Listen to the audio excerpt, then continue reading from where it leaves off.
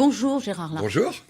Président du Sénat. Pour ces régionales, vous soutenez le comité de soutien, vous présidez le comité de soutien de Valérie Pécresse en Ile-de-France, vous votez, on y reviendra. Mais d'abord, évidemment, l'abstention et les dysfonctionnements. Gérald Darmanin est en ce moment même au Palais du Luxembourg que vous présidez, le Sénat. Il planche devant la commission des lois sur les dysfonctionnements du premier tour des régionales. Vous allez plus loin, vous réclamez une commission d'enquête. Pourquoi ça ne suffit pas d'entendre le ministre de l'Intérieur ?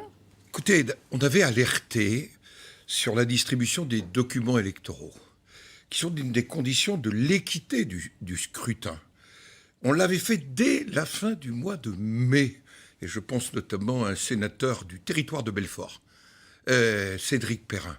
Je pense à une question au gouvernement la semaine dernière d'un sénateur d'Indre-et-Loire, Pierre Louot. Moi-même, à la fin de la semaine dernière, j'ai envoyé un message au ministre de l'Intérieur pour dire « ça me revient de partout ». Et il y a des dysfonctionnements dans la distribution des documents électoraux. Il faut qu'on comprenne pourquoi. Avant de se lancer dans des réflexions sur l'évolution du mode de votation, il faut d'abord que la démocratie fonctionne. Article 3 de la Constitution. Suffrage secret, égal, secret. Voilà les réalités. Alors, Gérald Darmanin, toujours devant le Sénat à l'instant, affirme que 9% des pieds électoraux n'ont pas été distribués. Ça vaut encore une fois... On distribuera Attendez, vous dites en quelque 9%? sorte nous-mêmes nos vrais chiffres une fois qu'on aura eu la commission des lois avec prérogative de la commission d'enquête. Donc vous dites, on va vérifier ce chiffre. Bien sûr. Il vous semble un peu sous-estimé? Je ne sais pas s'il est sous-estimé en l'état actuel. Est-ce que je trouve le ministre, j'allais dire, avancer un tel chiffre qu'il ait telle certitude. Je ne comprends pas que la semaine dernière, il n'ait pas pu faire les correctifs, s'il avait déjà les chiffres. Donc il aurait dû répondre aux cris d'alarme, aux signaux d'alarme plutôt de vous, mais pas bien seulement, sûr, mais pas de vous d'ailleurs. De ce qui a été demandé, que d'ailleurs vos confrères avaient relayé dès la fin mai, dans l'Est notamment de notre pays. Par inertie? Je ne sais pas. En tous les cas, le bureau des élections du ministère de l'Intérieur a une sacrée responsabilité. Et c'est une responsabilité qui pèse sur l'exécutif. En tout cas, hier, Marlène Schiappa, secrétaire d'État à la citoyenneté, au ministère de l'Intérieur, a affirmé hier devant l'Assemblée tous les enseignements et les erreurs, des erreurs qui ont été commises seront évidemment tirées. Et on remettra tout de suite... dès le second tour, la fin du second tour, on remettra en cause le marché public. Oui, mais écoutez, je pense que... C'est le minimum. C'est pas simplement... Mais vous voyez, c'est le rôle du Parlement que de contrôler l'action de l'exécutif. Il y a manifestement une insuffisance.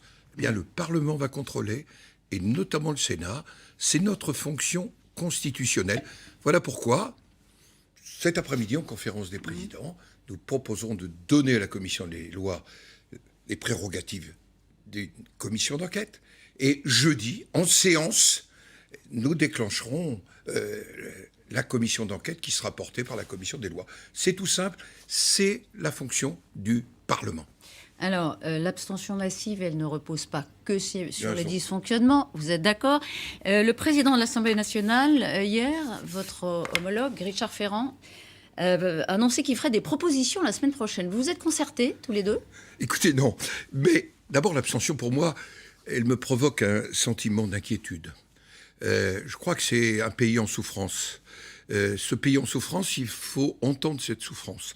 Et je crois que le président de la République a une forme de responsabilité.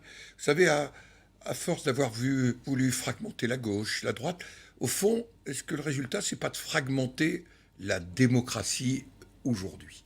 Et donc, les réponses qu'on doit apporter, ce sont d'abord des réponses politiques, avant d'être des réponses techniques. Des réponses techniques, on y a déjà réfléchi.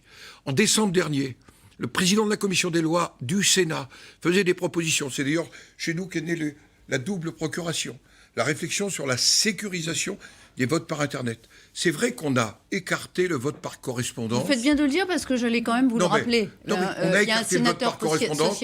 On a eu des propositions des socialistes. Mais d'ailleurs, le gouvernement était sur la même ligne que nous, pour des raisons d'ailleurs le gouvernement et la droite au Sénat des risques de pression.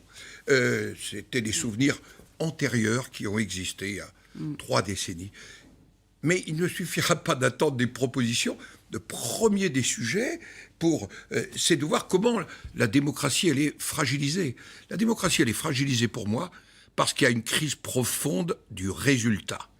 Depuis 3 élections présidentielles, nous n'avons pas les résultats. Des politiques mises en place, de l'efficacité. Bien sûr. Et c'est aussi la crise qui est liée à la verticalité du pouvoir. On voit bien dans les résultats, parce que quand même, venons aux résultats, malgré l'abstention, ce sont les présidents sortants, et notamment les présidents sortants de la droite et du centre, qui sortent très largement en tête du premier tour. Pourquoi ? Parce qu'ils ont été dans la proximité, notamment dans la crise sanitaire. Ils ont été au contact des citoyens et des citoyennes. Et je dois dire que, pour moi, c'est quelque chose de tout à fait essentiel. Ils ont, les électeurs, ceux qui sont déplacés, j'allais dire, infligé une déroute à la majorité présidentielle, voire une humiliation. Je pense aux Hauts-de-France, et je pense par exemple dans le Pas-de-Calais, c'était quand même humiliant. 5 ministres en renfort pour terminer non qualifiés. Alors, et on nous avait prédit aussi, pardonnez-moi, qu'on aurait avec le Rassemblement national des questions de conscience. Aujourd'hui, la crise de conscience, elle est plutôt pour une partie de la gauche. Il y a beaucoup de choses dans tout ce que vous dites. C'est très riche, on va le reprendre. D'abord, vous dites Emmanuel Macron a une responsabilité dans la fragmentation de la démocratie. Oui, parce que je pense, à force d'avoir voulu faire du en même temps, ni gauche, ni droite, il n'y a plus de représentation. Alors à quoi ça sert de voter, puisqu'il n'y a plus de choix. On nous avait même prédit... Il a démotivé les Français. Oui, il a fragmenté la démocratie. J'utilise... C'est lourd. Important ce que je dis, puisqu'on était condamné pour 2022 à n'avoir que l'alternative entre Emmanuel Macron et Marine Le Pen. Et moi, vous savez, c'est vraiment l'engagement qui est le mien. Il faut offrir aux Français une véritable alternative on va y revenir. Démocratique. Et comment vous C'est ferez ? Vraiment ce à quoi je travaille depuis des mois. L'abstention s'adresse à nous tous. Dire que c'est la faute du gouvernement, a fortiori Emmanuel Macron, c'est trop facile. C'est ce que Jean Castex, le Premier ministre, a dit hier aux députés. Je voudrais dire à Jean Castex qu'il a contribué aussi à ce qu'on ne distingue plus les choix pour les Françaises et les Français. Et donc, je vous le dis, nous avons besoin de clarification politique. C'est pour ça qu'au deuxième tour, les listes de la droite et du centre sont claires. Ils n'ont pas opéré de fusion. Ils n'ont pas opéré de confusion. Ils sont sur leur ligne. Et je dois dire que pour moi, la clarté, c'est aussi la condition de la confiance. En fait, nous avons une formidable crise de confiance dans le pays. Cette crise de confiance, il faut y répondre par la clarté. Une petite remarque au passage. Vous aviez plaidé en faveur du maintien des dates de ces élections, fin juin. Ce n'était peut-être pas le meilleur moment de voter, Gérard Larcher. Est-ce que vous n'avez pas des regrets ? Au vu de la participation, c'était pas une erreur ? Aucun regret. Pourquoi ? Parce que quand les cinémas réouvrent, les restaurants réouvrent, que la vie repart, qu'on inaugure la nouvelle Samaritaine, alors on confinerait la démocratie encore. Avec Emmanuel de Macron, vous à moi, Samaritaine. on confinerait la démocratie. Non, le sujet, c'est pas les dates. Le sujet, c'est le retour d'une forme de confiance et d'une véritable regard porté sur à quoi sert la politique, à quoi servent les élus. Attention aux confusions aussi. Quand on préfère une convention citoyenne à un débat au Parlement, ce que nous constatons actuellement dans le débat sur la loi climat-résilience, faisons attention. Alors, élire des hommes et des femmes, ça servirait à rien ? Alors pourquoi aller voter ? Le vrai sujet, c'est qu'il faut réhabiter la responsabilité politique. Et je pense que le redressement, il passe par les territoires. Ceci explique aussi la confiance qu'ont reçu les présidents sortants, massif pour les présidents sortants de la droite et du centre. On reviendra parce que peut-être une grande loi de décentralisation à nouveau proposée par la droite, on y reviendra. Emmanuel Macron, il était à la Samaritaine, vous avez fait allusion. Lundi, il n'a pas réagi, il a fait ostensiblement autre chose. Effectivement, vous dites... Il est à l'origine de la fragmentation. Il est une des causes. Il est une des causes, pardon. Il est facteur de fragmentation. Est-ce qu'il est aussi politiquement affaibli par ces élections locales ? Oui, parce qu'elle porte témoignage que la verticalité, incarnée par le Conseil de défense lui-même, une manière de faire campagne électorale sans le dire.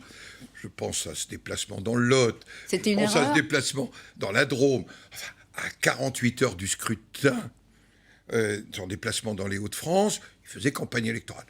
Il a eu une défaite électorale.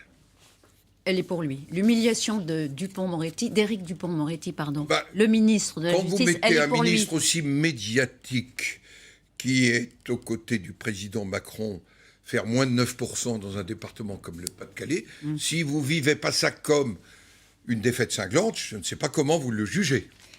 François Baroin, on y reviendra sur cette interview, elle est importante dans le Figaro. J'ai le souvenir d'une personnalité éminente de notre famille politique, ministre d'État de l'Environnement, et qui, battu aux législatives, a quitté le gouvernement. C'est un homme d'État, il s'appelait Alain Juppé. C'est un message à Éric Dupond-Moretti? Je ne sais pas à quoi penser. Non, dites, éclairez-nous. Je ne vais pas vous éclairer sur la pensée de François Baroin, elle lui appartient, mais il faut tirer les conséquences de tels échecs. C'est ce que veut dire François Baroin, et il a raison. Oui, mais là, il ne le dit pas gratuitement. Ça s'adresse d'abord... Je pense que ça s'adresse à l'ensemble de l'exécutif. Quand je calcule le nombre de ministres qui ont été mis en ligne sur ces élections, et je pense aussi en Île-de-France, quand on voit le résultat, les choses sont claires. À quoi ça servirait un remaniement? À quoi ça servirait qu'il quitte Écoutez, le gouvernement? ça appartient. Moi, je suis gaulliste, et c'est donc le président de la République qui décide. Vous avez voté, vous revoterez dimanche à Rambouillet. C'est donc en Île-de-France, le département de la présidente sortante Valérie Pécresse, dont je disais que vous présidez le comité de soutien. La gauche a fait alliance face à elle. C'est une menace, arithmétiquement, puisque à 3, ils rejoignent le score de la présidente. Non, c'est un duel très clair. Un duel très clair qui aura lieu entre M. Bayrou, ses alliés socialistes et de la France insoumise, et Valérie Pécresse, qui incarne un très large rassemblement qui va du centre à la droite à la société civile. Et il faut être clair, personne ne pose la question, mais s'allier à la France insoumise, à des indigénistes, à des racialistes, est-ce que c'est pas, j'allais dire, un vrai choix, et un vrai choix de conception de la société? Voilà pourquoi Valérie Pécresse a raison de dire dimanche. Et c'est bien sûr l'avenir de la gestion de l'Île-de-France, mais c'est aussi un choix de société. Mais elle a déclaré, dès l'annonce de cette alliance, le Parti socialiste, donc, qui est un des 3 partenaires de gauche, le PS a perdu son âme. Propos de campagne ou réalité? Écoutez, je vois qu'il n'a pas perdu son âme dans d'autres régions. Je pense en Bretagne, je pense notamment dans la Nouvelle-Aquitaine.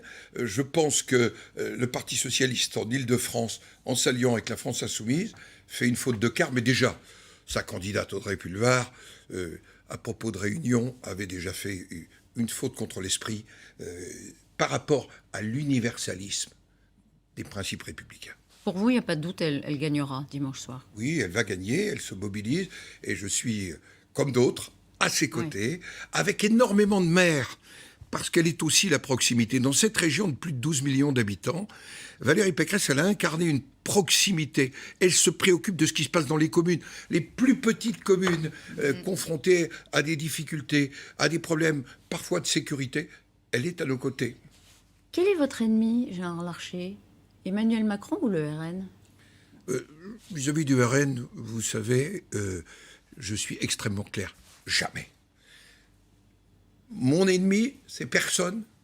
Mon ami, c'est la démocratie. Je veux offrir aux Français, par moi, mais c'est le sens de ma démarche, un vrai choix pour le printemps 2022. On sait que ce sera pour la fin avril, entre un candidat président sortant et un candidat qui va incarner les familles de la droite. Mais je dis ça parce que vous n'avez pas, depuis une bonne dizaine de minutes qu'on se parle, vous n'avez pas beaucoup parlé du RN. Or, c'est quand même un des événements majeurs de ce premier tour. Est-ce que c'est un coup d'arrêt? On avait tout entendu. Est-ce que c'est un coup d'arrêt ou un dommage lié à l'abstention? Et dimanche prochain, ça peut tout à fait... J'espère que c'est un coup d'arrêt, parce que le RN, c'est le contraire de cette proximité qui, en quelque sorte, a été proclamée victorieuse au travers du scrutin de dimanche. Contraire de la proximité, pourquoi? Parce qu'ils ne sont pas sur le terrain, parce qu'ils ne sont pas et ils ne sont pas en proximité des citoyens. Mais ils disent que c'est Ils vous les distillent déconnectés. uniquement les peurs. Ils disent que c'est vous Ils qui êtes distillent déconnectés, vous et peurs. ceux qui Écoutez, gouvernent. posez la question donc à ceux qui ont été votés. Ils ont bien vu que ceux qui étaient connectés, pour les régionales comme pour les départementales, car on parle très peu des départementales, mais c'est aussi une élection essentielle. Toute la question des collèges, du médico-social, ce sont les départements. Oui, mais il n'empêche qu'à droite, on tenait pour acquis qu'elle serait qualifiée au second tour de la présidentielle. Hein. On voulait être face à elle. Moi, jamais. Reconnaissez que j'ai toujours dit et clairement milité pour que nous offrions une alternative et que cette alternative, elle se fasse entre un candidat ou une candidate de nos familles politiques et le président sortant, parce que je ne crois pas en même temps. Je crois à la clarté du choix politique. Et cette question, elle est d'ailleurs posée à gauche. Mais donc, il n'est pas inévitable qu'elle soit qualifiée pour le second tour, dont vous avez rappelé. Nous allons tout faire pour qu'elle ne le soit pas. Le président a un problème avec son parti. Les Républicains ont un problème de leadership. Ça, c'est un tweet de Jean-Pierre Raffarin. Autrement dit, à chacun ses problèmes. La droite garde ses régions, avec des scores, c'est vrai, brillants. Enfin, on verra au second tour. Oui, toujours Mais être au premier respectueux tour, voilà. de ceux qui se déplacent pour voter. Attendons le second tour et vraiment, il faut se mobiliser pour le deuxième tour. Mais paradoxalement, si ça se confirme dimanche, le plus dur reste à faire pour vous, trouver un candidat. Il va falloir naturellement que nous choisissions un candidat ou une candidate, que nous lui apportons notre soutien et que nous formions l'équipe pour la France autour de ce candidat et de cette candidate. La réalité aujourd'hui, c'est que nous sommes en marche pour trouver, j'allais dire, la formule. Et oui, je l'utilise volontairement et sciemment. C'est pas un jeu de mots. Ouais. Et c'est le travail qui a été confié à Jean Leonetti. Et ce travail-là, il doit aboutir, puisque d'ores et déjà, nous avons un bureau politique au mois de juillet. Ce bureau politique des Républicains, mais aussi dialogue avec les familles centristes. Je pense à Hervé Morin, je pense à l'UDI. Ce dialogue, il est indispensable, parce que la pire des responsabilités, pour nous, c'est d'être dans l'incapacité de trouver un ou une candidate, et nous assumerons pleinement cette responsabilité. On va entrer un peu dans le détail. Il y en a un qui a une détermination d'enfer, si vous me passez l'expression, et une stratégie payante. À ce stade, c'est Xavier Bertrand. Il veut être le candidat de la droite. Il y en a un qui va pas se laisser oublier. Regardez l'affiche de la team Twitter de Laurent Wauquiez dès dimanche soir. On va la regarder là. Si on veut oui, je la connais. Vous la connaissez. Laurent Wauquiez obtient le meilleur score de France. C'est vrai. Bon, vous le voyez venir, lui. Vous voyez venir. Hein. Ça veut dire que c'est pas gagné. Il va y avoir une compétition. Écoutez, on va pas se plaindre d'avoir trop de talent et trop de succès. On évoquait Valérie Pécresse, Xavier Bertrand a fait un succès éclatant, et le meilleur score, c'est Laurent Wauquiez. Mais je pourrais parler aussi d'autres résultats en Normandie et ailleurs. Trop de candidatures tue la candidature éventuellement. Le leadership à droite et au centre reste à trancher. Et il votre faut préparer la méthode de choix. Votre volonté à ce stade, une primaire ? Écoutez, nous la déterminerons. Une méthode de départage, disait-on. Oui, c'était une façon... Une sélection. Vous verrez qu'on va y arriver. Oui. Vous verrez qu'on va y arriver. Mais je vais vous dire pourquoi on va y arriver. Parce que c'est une responsabilité majeure vis-à-vis du pays.